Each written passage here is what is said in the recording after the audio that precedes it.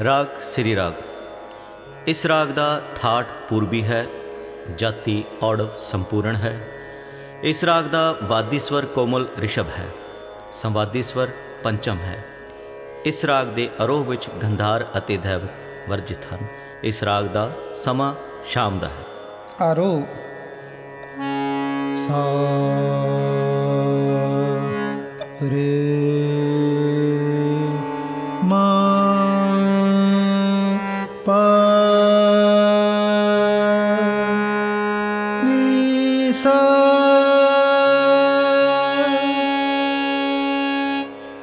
अब रो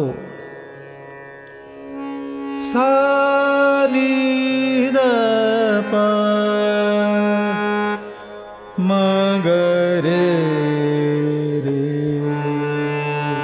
सा। मुख अंग सा रे रे सा रे पा